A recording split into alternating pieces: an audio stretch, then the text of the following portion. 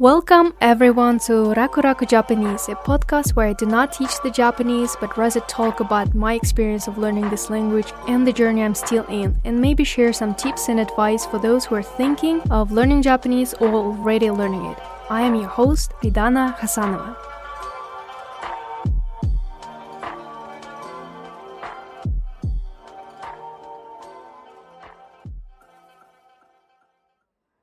Hi everyone! In today's episode, I would like to talk about learning Japanese through watching anime. As many people are interested in anime or are big fans of anime, I think it is a very interesting topic to discover. Although it's just one type of content in Japanese language alongside some other media content like YouTube videos, news, and so on, and these are the type of content that you can consume as part of your immersion into the language. However, anime is such a huge phenomenon and such a huge topic that I decided that I should dedicate a separate episode for this topic alone.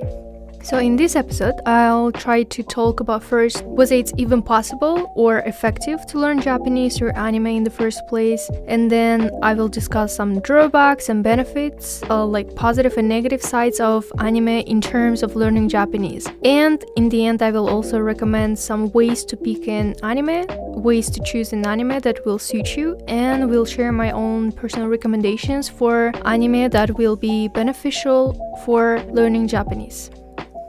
The first question is, was it even possible to learn Japanese by watching anime? The answer is yes, but it doesn't mean that you will master Japanese just by watching anime. Here, I mean that through anime you can enrich your vocabulary, improve your comprehension skills, pronunciation, and so on. But to master Japanese, you'll have to do lots of other things as well, like learning to use grammar, learning kanji, learning how to write and speak. So watching anime is great as a supplementary activity. You might have seen videos on YouTube with titles like How I Learned Japanese Just by Watching Anime, or I Learned Japanese by Watching Anime in 30 Days, and so on. To me, these titles sound a little bit like clickbaits, because I assume that it's not the only thing that they do or did to learn Japanese. So we should, I think, view anime as a supplementary way of improving or supporting your Japanese instead of viewing it as the only way of doing so. However, it also depends a lot on your current level of Japanese and the kind of anime that you watch. Of course, there are special anime shows, like for children, that specially use simple words and sentences, and beginners can really improve their Japanese by watching them. However, in today's episode, I will mainly be talking about regular popular animes that don't use simplified Japanese, and here many people will agree that they are not for complete beginners. These regular animes, they are not for complete beginners, because otherwise you wouldn't understand what the characters are saying at all. However, watching anime will become more and more effective when you will first increase your level, when you will cover basic grammar and learn basic vocabulary.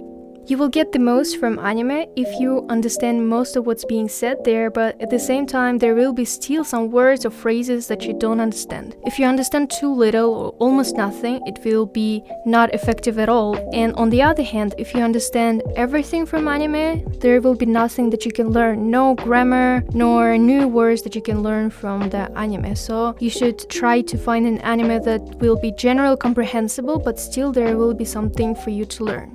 But even if regular anime shows are not the best way to learn Japanese for complete beginners, of course it doesn't mean that you shouldn't watch them at all. Animes are fun, cool, and they can also keep you motivated to learn Japanese. So you can of course watch anime at any level. However, when you're a beginner, my recommendation is to first focus on some basic grammar and try to learn essential words that are regularly used in daily life. So now, I would like to talk about some positive and negative sides of watching anime from the point of view of learning Japanese. But first, there is something special that can be considered both as a plus and a minus. It is the fact that most of the times, anime uses informal language. As you probably know, in Japanese there are various degrees of politeness. They distinguish between casual or informal Japanese and a polite or formal language, which you generally use in relationship to people older than you, people that you don't know very well, to strangers, and so on. But actually, there are several levels of politeness, not just these two ones. And in anime, there will be, of course, moments when you will hear the polite language, respectful speech, for example, when talking to their teachers. But most of the time in anime, you will hear the interactions between peers, between friends, or on contrary with enemies. And because of that, characters will use casual Japanese, often even rude Japanese that you won't normally hear in real life. So why do I think that this is both a positive and a negative side of watching anime to improve Japanese? First off, if you study by textbooks, you will mainly read sentences and dialogues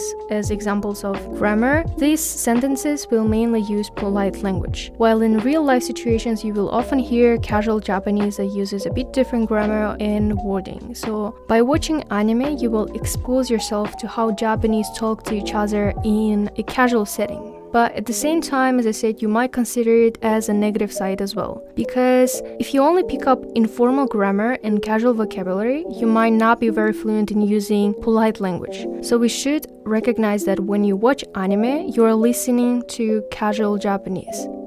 But talking about the true advantages of watching anime offers you a great listening practice. By watching lots of shows in Japanese, you will pick up patterns of speech, the way Japanese people phrase their thoughts, some patterns of sentences, how they begin or how they end sentences. And as in any other language, Japanese language has tons of patterns of speech that you might discover through watching anime. Along the way, at the same time, by hearing authentic Japanese speech, you will also pick up Japanese pronunciation of individual words as well as the intonation of the whole sentence. So as you can see, both are important, the pronunciation of several words as well as the intonation of the whole sentence. Anime, as you know, is very rich with emotions and expressiveness, so you will be able to hear how Japanese speak in terms of intonation, accent, emotions, and so on. And another useful thing about animes is that you can use them as another great source of vocabulary alongside light novels, mangas, some YouTube videos, and so on. In my personal vocabulary list, there are lots of words that come from anime. When I will be watching anime and I hear some word that I don't know, and then I check it through online dictionary, and then I can add it to my Word document. But at the same time, it also greatly depends on the genre or kind of anime that you're watching. For example, if the setting of anime show is some fantasy world or some historical period like 17th, 18th century, not the current period, there will be lots of very specialized words which are either no longer used because they are outdated, or they will be so specialized that in real life Japanese will rarely use them. For example, if it's an anime about war, some battles, there will be many words that describe, for example, weapons or fightings and so on. And in some fantasy anime, the vocabulary may be even more peculiar, and as I said, Japanese rarely use them in real life. But in contrast, there are slice of life anime shows that are without fantastical elements such as magic, supernatural powers, epic battles, and so on. So these slice of life shows, they follow a daily, everyday setting that we all know, such as, for example, high school, and they are mostly centered around relationships rather than some adventures or battles. As you can guess, the vocabulary in slice of life anime shows are closer to real life. I personally love both action/adventure anime and slice of life anime, but I do acknowledge that it's considerably harder to understand the first kind of genre, while slice of life shows, they offer great opportunity for learning daily use words and expressions.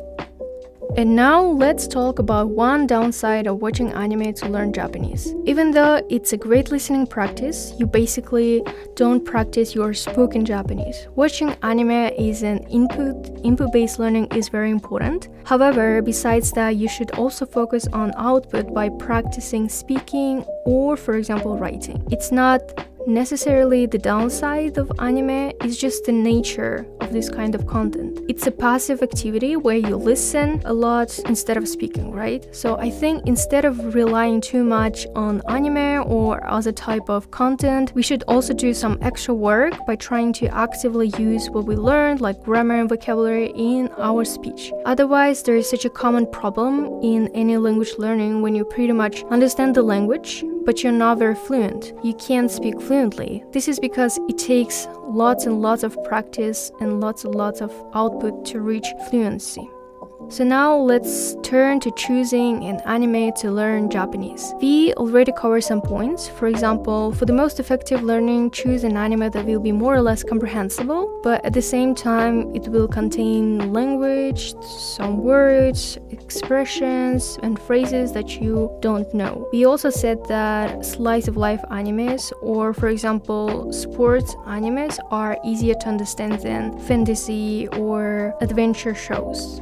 But besides that, the most important, I think, aspect is to choose something that you will like, something that will be interesting to you, because otherwise the learning process will become more boring. My personal recommendations of anime is, first, I would recommend you to watch full anime movies, not shows, by the directors that you all know. For example, Miyazaki and Makoto Shinkai. Every movie by them will be a great learning practice, even though they do contain some fantastical elements. For example, Kiki's Delivery Service. To me, they more resemble slice of life kind of genre. Therefore, the language that you will hear there will also be easier to understand and actually used in real life. But when it comes to anime series, I would recommend Haikyuu, Your Lie in April, Blue Period, Nichijou, Death Note, and so on. The language used in these animes is obviously more comprehensible than in such shows like Attack on Titan, which is my favorite anime. Even though it's my favorite anime, I do acknowledge that the vocabulary used there is more specialized, more peculiar, and a bit harder. Or,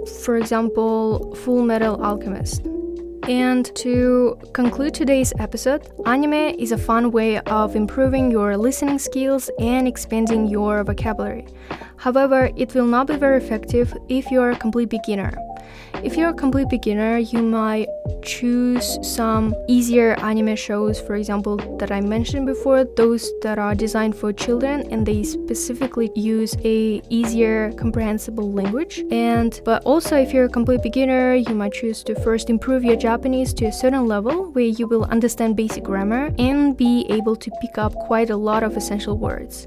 Also, my recommendation is to use anime as a supplementary way to learn Japanese, because there are many other important parts of Japanese that you should cover as well. For example, kanji, formal grammar, speaking and writing, and so on. But other than that, you can definitely use anime as a great listening practice and another great source of vocabulary that you can add.